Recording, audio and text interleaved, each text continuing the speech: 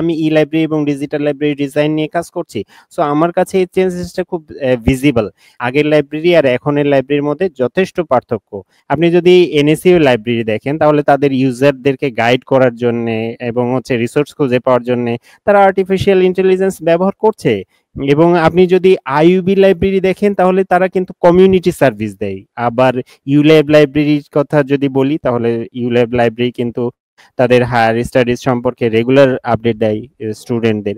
প্র্যাক university 24 hours এর মধ্যে যে কাউকে যে কোনো বই কিনে দিতে পারে, হয় এটা হার্ড কপি অথবা সফট কপি, যা কিছু এই চেঞ্জেস গুলা এখন ট্রুলি ভিজিবল। আসসালামু আলাইকুম।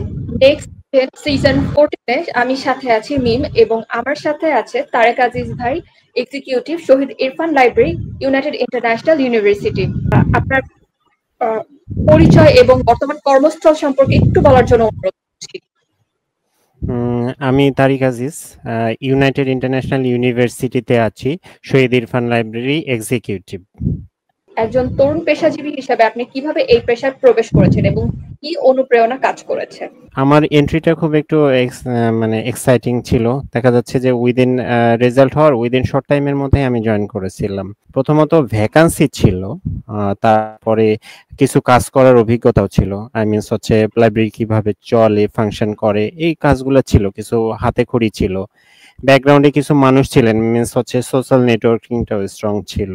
সব মিলিয়ে এটা কাজে লেগেছে এবং খুব কম সময়ের মধ্যে আমাকে জবের জন্য বসে থাকতে হয়নি, খুব কম সময়ের মধ্যেই আমি জয়েন করেছিলাম। বর্তমান তথ্য প্রযুক্তি ভিত্তিক যুগে লাইব্রেরির ভূমিকা কতটা পরিবর্তিত হয়েছে বলে আপনি মনে করেন? এখনের লাইব্রেরি আর আগের লাইব্রেরির মধ্যে অনেক পার্থক্য। আমরা যেটা থিওরিটিক্যালি পড়েছিলাম যে লাইব্রেরি উইদাউট ওয়াল, এই থিওরিটা এখন প্র্যাকটিক্যালি দেখা যাচ্ছে। আই মিন আমি নিজেই লাইব্রেরি উইদাউট বর্ডার অথবা উইদাউট ওয়াল, এই যে কনসেপ্ট, এটার অর্থ হচ্ছে আপনার ই লাইব্রেরি অথবা ডিজিটাল লাইব্রেরি। আমি ই লাইব্রেরি এবং ডিজিটাল লাইব্রেরি ডিজাইন নিয়ে কাজ করছি। সো আমার কাছে এই চেঞ্জেসটা খুব ভিজিবল। আগে যেরকম ছিল এখন আর সেরকম নাই। আগের লাইব্রেরি আর এখনের লাইব্রেরির মধ্যে যথেষ্ট পার্থক্য। আপনি যদি এখন বাংলাদেশের ম্যাক্সিমাম লাইব্রেরি দেখেন তাহলে এখানে দেখবেন যে সবাই হাইব্রিড সিস্টেমে চলছে। মিনস সবারই ফিজিক্যাল এক্সিস্টেন্স আছে, আবার এদের মধ্যে ম্যাক্সিমামেরই আপনার অনলাইন প্ল্যাটফর্ম আছে, মিনস ডিজিটাল রিসোর্স এবং সার্ভিস প্ল্যাটফর্ম আছে। আপনি যদি ইউনেস্কোর একটা রিপোর্ট দেখেন তাহলে দেখবেন যে বিশ্বের 75% লাইব্রেরি এখন তাদের ডিজিটাল এবং রিমোট অ্যাক্সেস সুবিধা দিচ্ছে। এটা কিন্তু একদমই ভিজিবল চেঞ্জেস। হ্যাঁ, এটা আগে ছিল না। আপনি যদি এনএসইউ লাইব্রেরি দেখেন তাহলে তাদের ইউজারদেরকে গাইড করার জন্য এবং রিসোর্স খুঁজে পাওয়ার জন্য তারা আর্টিফিশিয়াল ইন্টেলিজেন্স ব্যবহার করছে। এবং আপনি যদি আইইউবি লাইব্রেরি দেখেন তাহলে তারা কিন্তু কমিউনিটি সার্ভিস দেয়। আবার ইউল্যাব লাইব্রেরির কথা যদি বলি তাহলে ইউল্যাব লাইব্রেরি কিন্তু তাদের হায়ার স্টাডিজ সম্পর্কে রেগুলার আপডেট দেয় স্টুডেন্টদের। প্র্যাক ইউনিভার্সিটি 24 আওয়ার্স এর মধ্যে যে কাউকে যে কোনো বই কিনে দিতে পারে, হয় এটা হার্ড কপি অথবা সফট কপি, যা কিছু এই চেঞ্জেস গুলা এখন ট্রুলি ভিজিবল। হ্যাঁ, লাইব্রেরি মানে আগের সেই বই, শেলফ, চেয়ার টেবিল, এই কনসেপ্টের মধ্যে নাই। লাইব্রেরি মানে এখন বেস্ট সার্ভিস প্ল্যাটফর্ম। তরুণদের জন্য এই পেশা কতটা আকর্ষণীয়? নতুন প্রজন্মকে আকৃষ্ট করতে সরকারের বা সংশ্লিষ্টদের কি ধরনের পদক্ষেপ নিতে হবে? যদি ইয়ং জেনারেশনের লাইব্রেরিয়ানদের লাইব্রেরি প্রফেশনালসদের কথা বলি, তাদের জন্য এটা অ্যাট্রাকটিভ কেন? প্রথমত এখানে টেকনোলজির বেস্ট ইউজটা করতে পারবে। টেকনোলজিক্যাল নলেজটা যদি তাদের থাকে তাহলে তারা এখানে বেস্ট অ্যাপ্লাই করতে পারবে।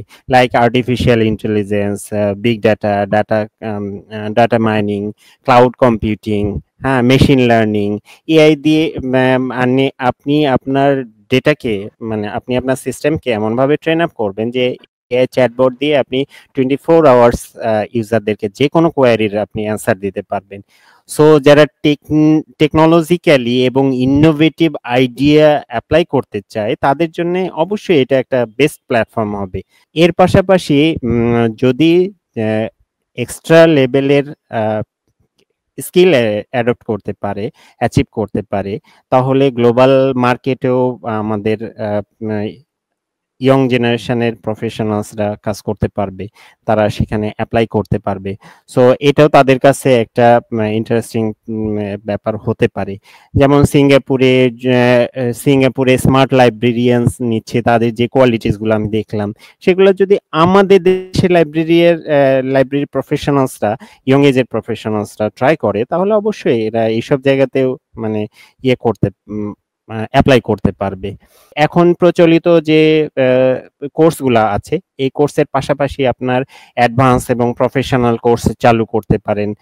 লাইক এআই টেকনোলজি কিভাবে ইউজ করা যেতে পারে, তারপরে data science, cloud computing, cyber security. হ্যাঁ, এগুলা শুনতে কিছুটা বিলাসিতা মনে হলেও ব্রিটেনে আছে, কানাডাতে আছে এবং আমেরিকাতে আছে, এই ধরনের কোর্স চালু আছে এবং এই আমাদের লাইব্রেরির প্রফেশনালসরাই সেখানে এক্সপার্ট হিসেবে কাজ করছে। মানে তারা এই স্কিলগুলো অ্যাচিভ করছে এবং সেই সেক্টরটাকে সার্ভিস দিচ্ছে। আবার যদি আমি আরেকটু গভীরে গিয়ে বলি, তাহলে হচ্ছে যে ইন্টার্নশিপের সুযোগ দিতে পারে, অথরিটি যারা আছে, স্টেক হোল্ডার যারা আছে, স্কলারশিপের সুযোগ দিতে পারে এবং রিয়েল ওয়ার্ল্ডের সাথে স্টুডেন্ট থাকা অবস্থাতেই রিয়েল ওয়ার্ল্ডের সাথে কাজ করার এবং গ্লোবাল মার্কেটের সাথে কম্পিটিশন করার সুযোগ করে দিতে পারে আমাদের ইয়ং জেনারেশনের প্রফেশনালসদের। এর পাশাপাশি কিছু প্রফেশনালস মাস্টার ডিগ্রি মিনস হচ্ছে মাস্টার্স ইন ডিজিটাল লাইব্রেরিয়ানশিপ অর হচ্ছে রিসার্চ ডাটা ম্যানেজমেন্ট, এই টাইপের প্রোগ্রামগুলো চালু করা যেতে পারে। তাহলে আমাদের জেনারেশন সব ধরনের জবের জন্যই, মোটামুটি সব ধরনের না, প্রফেশনাল গ্লোবালি কম্পিটিশন করার জন্য যথেষ্ট ক্যাপাবল হবে। গ্লোবাল জব মার্কেটে তারা এন্ট্রি করতে পারবে। এই আবার নিত্য নতুন পদ তৈরি করা যেতে পারে। এই পদের ডেজিগনেশন চেঞ্জ করে পুরানো যে ডেজিগনেশনগুলো, এই ডেজিগনেশনগুলো আমার সাজেশন থাকবে যে এই ডেজিগনেশনগুলো চেঞ্জ করে নতুন ডেজিগনেশন যদি অ্যাড করা যেতে পারে, লাইক হচ্ছে ডিজিটাল লাইব্রেরিয়ান, নলেজ কিউরেটর অথবা রিসার্চ ডাটা ম্যানেজার, এরকম আপনি নতুন পোস্ট ক্রিয়েট করবেন এবং ডিউটিস অ্যান্ড রেসপন্সিবিলিটিস নতুন করে ডিফাইন করবেন। তাহলে সেক্ষেত্রে ইয়ং জেনারেশনের লাইব্রেরি প্রফেশনালস যারা হতে চাচ্ছেন, তারা যথেষ্ট অ্যাট্রাকশন ফিল করবেন, ইন্টারেস্ট ফিল করবেন এখানে এন্ট্রি করার ক্ষেত্রে। আপনি লাইব্রেরির ভবিষ্যৎ কেমন দেখতে চান? 5 বছর পর লাইব্রেরি কোথায় থাকবে বলে আপনি মনে করেন? তো আমি যতটুকু ফিল করি যে 5 বছর পরে বা আর একটু আগে পরে এরকম যে লাইব্রেরি হবে beyond books, towards people, towards innovation. হ্যাঁ, এরকম একটা যেখানে টেকনোলজি থাকবে, যেখানে রিসার্চ থাকবে এবং যেখানে হচ্ছে বেস্ট ইউজ অফ টেকনোলজি হবে, এরকম যে এটা হচ্ছে লাইব্রেরিটা একটা হিউম্যান লাইব্রেরি হবে প্রথম কথা। এটা প্রথম যেটা আমার কাছে মনে হয়। তারপরে এটা একটা সোশ্যাল হাব হতে পারে। হ্যাঁ, সোশ্যাল হাব হতে পারে। আমাদের লাইব্রেরিয়ান যারা লাইব্রেরি প্রফেশনালসে আসবে তারা সাবজেক্ট এক্সপার্ট হতে পারে, যে লাইব্রেরিয়ান যে সাবজেক্ট এক্সপার্ট, এরকম একটা ব্যাপার হতে পারে। মানে অলরেডি এটা ডিমান্ড আছে। সো যারা এখানে কাজ করতে চাই তাদেরকে এই কোয়ালিটিগুলো অ্যাচিভ করলে মোটামুটি সার্ভাইভ করতে পারবে। এখানে মোস্ট অ্যাডভান্স টেকনোলজির ইন্টিগ্রেশন থাকতে হবে। হ্যাঁ, হাইব্রিড মডেলেই থাকবে, কিন্তু আপনার হচ্ছে সবচেয়ে বেস্ট টেকনোলজি যেগুলো আছে সেগুলোর ইন্টিগ্রেট করে আমার সিস্টেম এবং সার্ভিস ডিজাইন করতে হবে।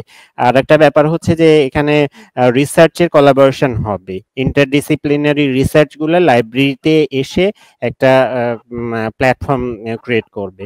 মিনস হচ্ছে এখন লাইব্রেরিতে রিসার্চার, হ্যাঁ অনেক রিসার্চ লাইব্রেরি আছে, বাট একাডেমিক লাইব্রেরি গুলাকে এবং হচ্ছে পাবলিক লাইব্রেরি গুলাকেও রিসার্চ করে ফেলতে হবে আমার যতটুকু মনে হয়।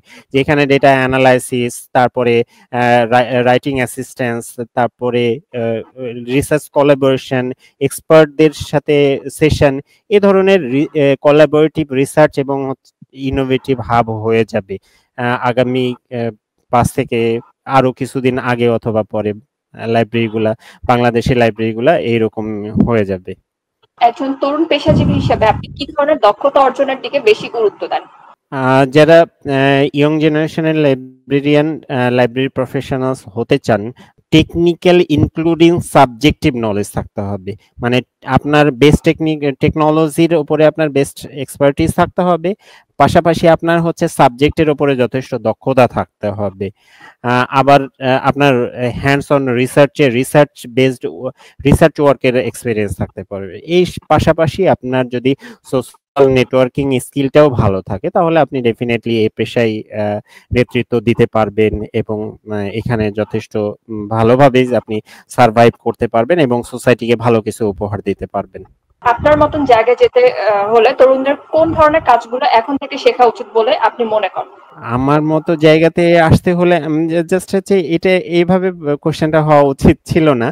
মানে আমার মতো না, এক্সপার্ট হতে হলে কি করতে হবে? হ্যাঁ, এক্সপার্ট হতে হলে আপনাকে মাল্টিটাস্ক ম্যানেজ করতে হতে পারে। আমি হয়তো বলি নাই, আমি একটু দেখে বলি যে আমি জাস্ট হচ্ছে কয়টা পয়েন্ট লিখেছিলাম যে digital library management, e resource optimization, user experience design and management, interdepartmental coordination, system এবং সার্ভিসেস রিপোর্টিং এন্ড নেভিগেশন। এটা মানে খুব বেসিক কয়টা কাজের কথা বললাম। এর বাইরে লাইব্রেরি এবং ইনফরমেশন লাইব্রেরি সেক্টরে যতগুলা বেসিক উইন্ডোজ আছে সবগুলো উইন্ডোতে কাজ করার আমার এক্সপিরিয়েন্স আছে। সেটা রিসার্চ হোক, সার্ভিস ডিজাইন হোক, অথবা আপনার সার্ভিস দেওয়া হোক, ইউজারদের সার্ভিস দেওয়া হোক। সো এই সবগুলা বিষয় আপনার যদি আপনি অ্যাচিভ করতে পারেন, মানে আপনি শুরুতেই যে সবগুলো পারবেন এমনটা না। আপনি আস্তে আস্তে যদি এই স্কিলগুলা, আপনার রাইটিং স্কিল ভালো থাকতে হবে, আপনার রিসার্চের এক্সপিরিয়েন্স থাকতে হবে, আপনার পেপার পাবলিকেশনের এক্সপিরিয়েন্স থাকতে হবে, আপনাকে আপনার কাছে রিসার্চাররা যখন আসবে তখন রিসার্চ রিলেটেড ডেটাগুলা, রিসার্চ ম্যানেজমেন্ট সাইটেশন টুলস গুলা ইউজ করার কথাটা আপনাকে বলে দিতে হবে। তো আপনি যদি নিজে এগুলা না করেন, মানে এগুলা আপনার যদি প্র্যাকটিস না থাকে, সো আপনি এগুলা পারবেন না। সো আপনাকে অবশ্যই এই কোয়ালিটি গুলা অ্যাচিভ করতে হবে। আপনার টেকনোলজিক্যালি নলেজ থাকতে হবে, আপনার বেস্ট আইডিয়া থাকতে হবে, আপনার রিসার্চের এক্সপেরিয়েন্স থাকতে হবে এবং ইউজার ম্যানেজ করতে পারতে হবে। যদি এই কয়টা কাজ আপনি করতে পারেন তাহলে আপনি অবশ্যই এই প্রফেশনে ভালো করবেন। ওকে, খুব শর্টে আমি জাস্ট জানতে চাই যে আমাদের যে বর্তমান পেশাজীবী সংগঠনগুলো আছে, আপনার কি মনে হয় যে এরা কি আমাদেরকে আসলেই কোনো একটা সাপোর্ট দিতে পারছে? সংগঠনের নিয়ে আমার কোনো বক্তব্য নেই, প্রথম কথা এটা। তবে পেশাজীবী সংগঠন সব পেশাতেই থাকে, আমাদেরও আছে, লাইক ল্যাব, ব্যালির, এরকম আরো কিছু আছে। তো এরকম আরো কিছু লোকাল সংগঠন, পেশাজীবীদের আরো কিছু লোকাল সংগঠন থাকা উচিত এবং ন্যাশনাল সংগঠন থাকা উচিত। লোকাল এবং ন্যাশনাল দুই ধরনের সংগঠন একসাথে হয়ে যে কাজগুলো করতে পারে সেটা হচ্ছে ক্যাপাসিটি বিল্ডিং। মানে প্রফেশনালসদের ক্যাপাসিটি বিল্ডিং এর করার ক্ষেত্রে তারা হেল্প করতে পারে, পলিসি মেক করতে পারে এবং পলিসিটা সরকারের কাছে অ্যাডভোকেসি করতে পারে যে এই পলিসিগুলা ইমপ্লিমেন্ট করা উচিত।